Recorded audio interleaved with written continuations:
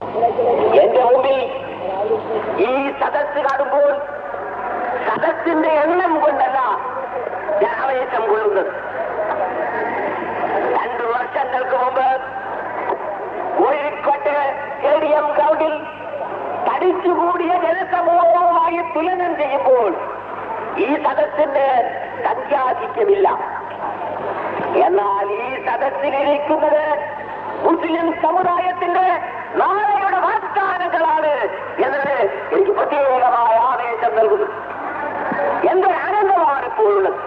പ്രിയപ്പെട്ട മക്കളെ, ഈ പതാക കൊടുങ്കാറ്റുകൾക്കെതിരിൽ, വെള്ളപ്പൊക്കങ്ങൾക്കെതിരിൽ, പേമാരികൾക്കെതിരിൽ ഞങ്ങൾ കെട്ടിപ്പടിച്ചു കൊണ്ടുപോരാ തട്ടാതെ മുട്ടാതെ അക്കരെ എത്തിച്ച ഈ പതാക നിങ്ങൾ യുവജനങ്ങളിൽ നിങ്ങൾ ഏറ്റുവാങ്ങുക എന്ന് മാത്രമേ ഞാൻ നിങ്ങളോട് പറയുന്നുള്ളൂ.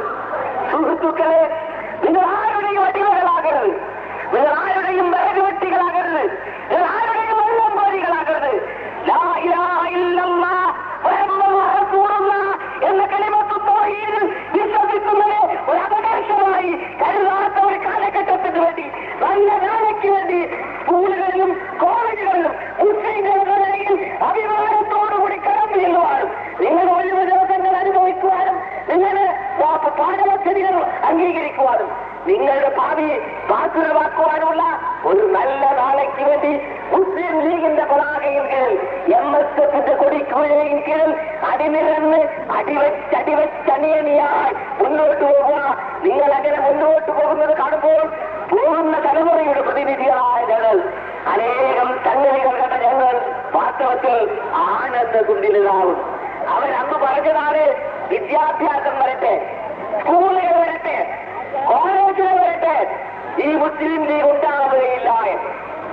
ആ വ്യാജപ്രവാചകന്മാരോട് ഞാനൊന്ന് പറയട്ടെ, പഞ്ചായത്ത് തോറും എന്നോണം സ്കൂളുകൾ വന്നു, താലൂക്കുകൾ തോറും കോളേജുകൾ വന്നു, സമുദായത്തിലാകെ ആണും പെണ്ണും വിദ്യാഭ്യാസം ഉണ്ടായി.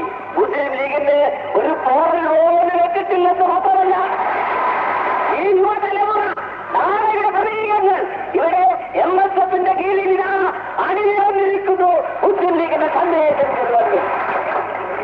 ഈ സമുദായത്തിലെ ഇന്നത്തെ തലമുറ മാത്രമല്ല, നാളത്തെ തലമുറയിൽ നിങ്ങളും നിങ്ങളുടെ മക്കളും മക്കളുടെ മക്കളുമെല്ലാം ഈ കൊടിക്കീഴിൽ തന്നെ അണിനിരന്നുകൊള്ളും എന്നതിൽ എനിക്ക് യാതൊരു സംശയവുമില്ല. ഒരു കാലം വരും, ഞങ്ങളത് കാണാറുണ്ടാകുമോ എന്ന് എനിക്കറിയില്ല. ഹിമാലയത്തിന്റെ കൊടുമുടിയിൽ നിന്ന് ഇന്ത്യൻ യൂണിയൻ മുസ്ലിം ലീഗിന്റെ പ്രസിഡന്റ് മുസ്ലിം ലീഗ് എന്ന് വിളിക്കുമ്പോൾ കന്യാകുമാരിയുടെ തീരത്ത് നിന്ന് മീൻപിടുത്തക്കാരൻ സിന്ദാബാദ് എന്ന് വിളിക്കുന്ന കാലം വരുമെന്നതിന് യാതൊരു സംശയവുമില്ല. മുസ്ലിം ലീഗ് വിദ്യാഭ്യാസം കൊണ്ട് പിന്നോക്കം പോകുന്ന ഒരു സംഘടനയല്ല.